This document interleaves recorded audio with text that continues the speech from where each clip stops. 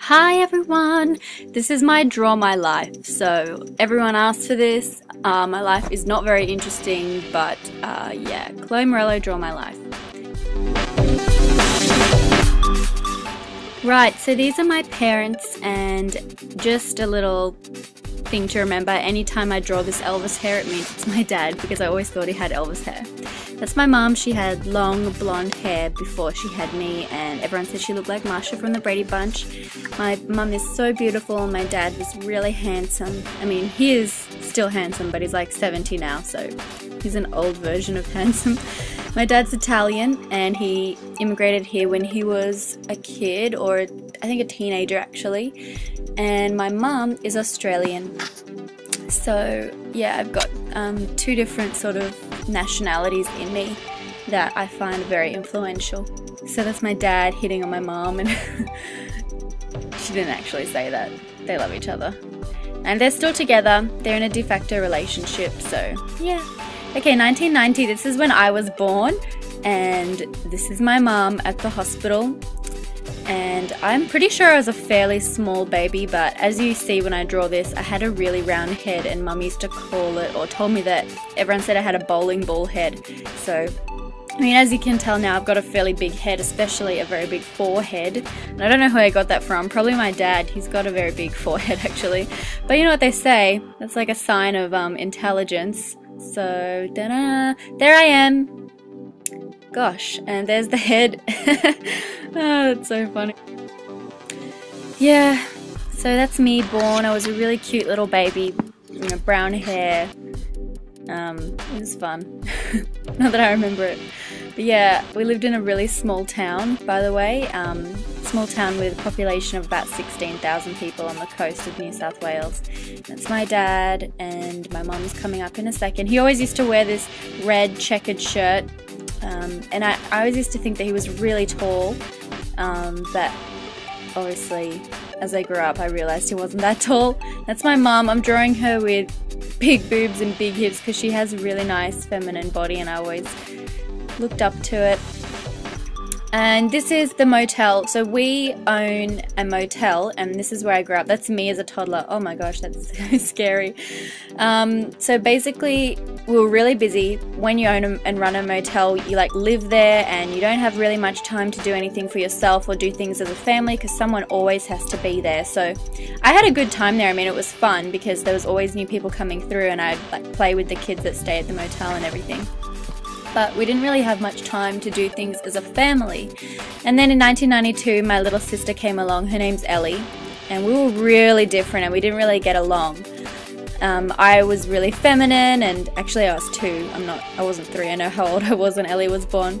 But she really likes animals and all of that, and we were just really opposite. Now I'm drawing the motel just to show you like the house we lived in. It was a very, very small 2-bedroom sort of apartment kind of thing attached to the motel that had the office as a part of it, so that, you know, you could always be answering the office or customers as they come in. And then I'm drawing the motel, and this is really not to scale. The rooms obviously are a lot bigger than our house. Our house is really small.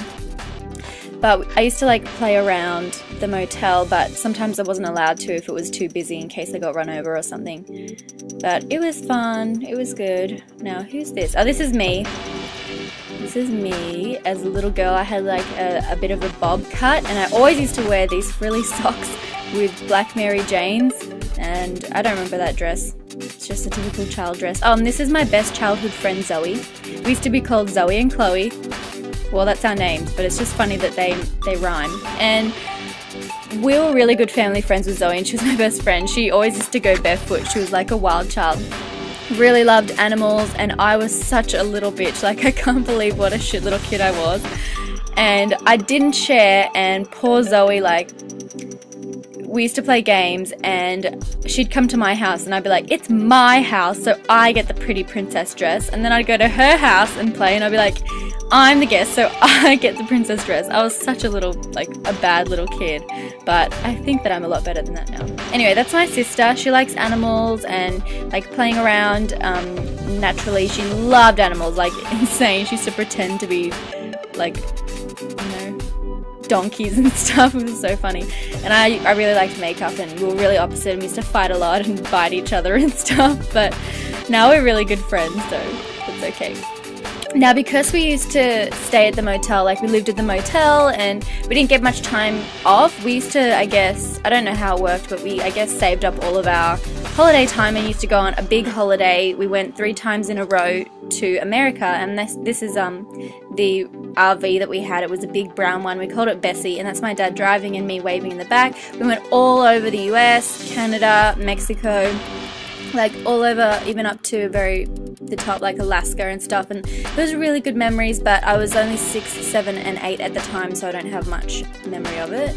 Okay, and this is my primary school. So I went to a Catholic primary school and I was Anglican, so a lot of the time they kind of like left you out of things, which I think is really bad, but they did, and they put a lot of focus on religion at the school. So it was good though, because I grew up with the same people. It was a small community type thing. I went to school with the same people for like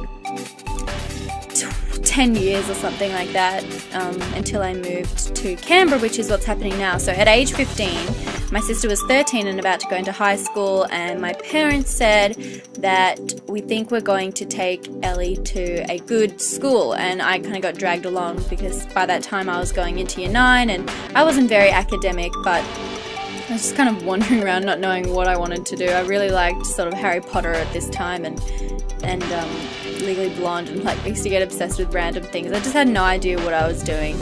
And so my little sister's really intelligent, like freakishly smart, and we decided that, you know, she needed more than just the small town education, and we actually kind of moved up to Canberra. Not fully, we sort of rented a place near our school, which was Girls Grammar, and that was a really expensive school, so we gave up a lot of stuff so that we could go there, and sort of sacrificed a lot so that Ellie and I could go to this good school, which she really appreciated and took advantage of, but me, I did not like it. I mean, I had friends, but all I was interested in was Harry Potter, dancing, and makeup, I guess. But I got bullied fairly, not bullied like bad, but I mean, girls were just really bitchy there because, as you expect, it's like a rich school and there are some really spoiled kids there, and I was not interested in learning. I mean, some things I liked, like biology, but all the other stuff I just did not care. I also really liked philosophy, but I had no idea what I wanted to do with my life, and I mean, I was getting sort of bullied and people were teasing me. Like this girl used to tease me in science class and throw water at me and pass notes about me and pay me out for the makeup I wore, and she was really mean. And then this is in year 12, I'm fairly sure. So in year 12 I was really happy because my braces came off, my pimples went away. I was a lot happier with how I looked, and I had a boyfriend. But you know, I don't think I really had any idea about anything again. I was probably really shallow. I mean, I don't know, I can't remember much important stuff happening to me in that time.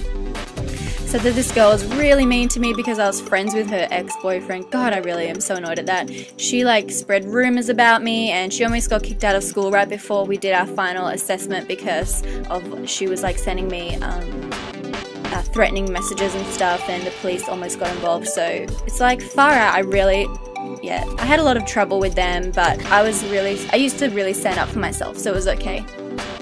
And they're still pretty mean to me. Like, well, last time I saw them, I can see them like talking about me and laughing at me and stuff, but I don't care. I'm happy. Okay, this is, I kind of changed my mind what I was drawing about here, but this is basically like after I graduated high school. I didn't know what to do. I was working at a bar as a sales assistant and a dance teacher, and I started doing uni, but I had no idea what I wanted to do, and my parents kind of told me that I had to go to uni, and you know, that's what you have to do, and I was really upset about that. I didn't know what I wanted to do.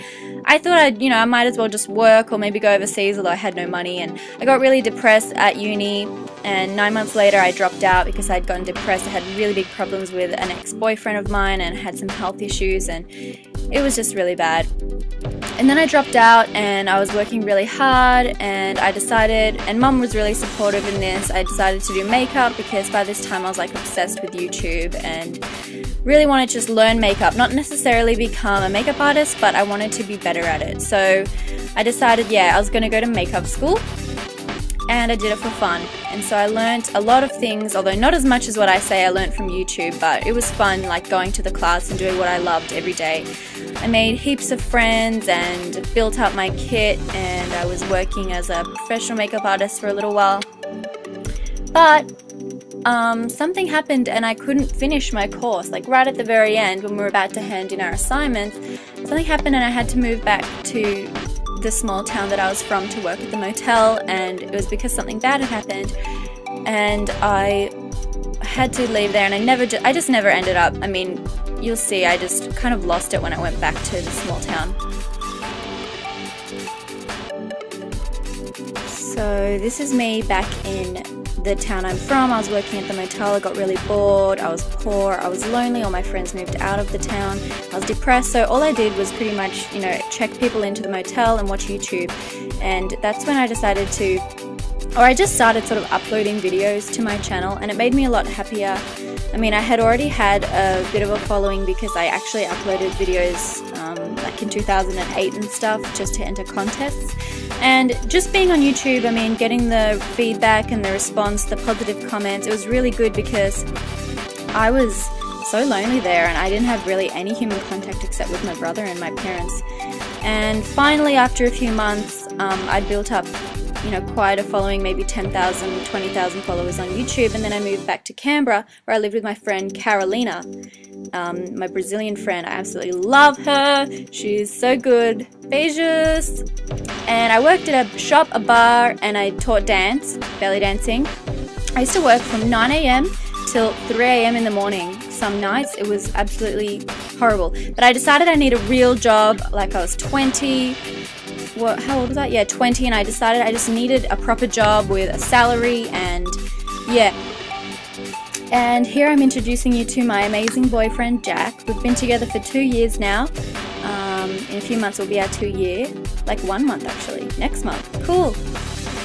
And he loves me so much, and I love him so much too. And so here's my good luck charm, because I actually got a job at a crematorium, which, as you can imagine, is very depressing, but I was so happy I finally had like a proper job. I loved everyone I worked with, and I felt like I was really making a difference to people's lives. And so what I did was I would meet with the families and design the plots, help them choose their family's plaque, and organize the burial of the ashes. So that's what I did every day, met with grieving families, and it was very life-changing for me, this job. I mean, I got experience in a professional sort of career, and I really matured, but it made me realize that I don't really want to do that. I wanted to work on my YouTube channel a little bit more, so I got my new channel. I started Chloe Morello just so people wouldn't get confused with the whole Karen Morello thing, and at this time Missy Confidential, an Australian website, asked me to be their beauty editor. So that's me being really happy about that, and I realized that people liked me and that I had something to offer, that I had some talent. And so Chloe Morello started growing, and then really quickly it already had 100,000 followers. I just could not believe it. And this is Jack. He graduated finally. So this is while I was working at the crematorium. He graduated law commerce with honours and a letter of commendation. He did really, really well. It's amazing that, you know, he can be everything at once. It's great. Anyway, so we decided we're moving to Sydney together, and this is where everything's happened. So I work with Missy, I work with Veet, and I work with Cleo. Everything's really happened all at the one time. I've got 200,000 followers. Oh my god, this filming sucks. That's meant to be me, but you can't even see anything. Sorry everyone. My arm is so interesting, I know. So that's me, very happy, living in Sydney with my amazing boyfriend. Everything's going really well, and yeah. So everything's finally sort of settled into place. For a while there I was like a lone ranger, no idea what I was doing, head in the clouds, but thanks to you guys and thanks to the opportunities that my channel's brought me, I'm finally doing what I want with my life, and I'm really happy with the way it's going. So thank you all for watching Draw My Life. Bye!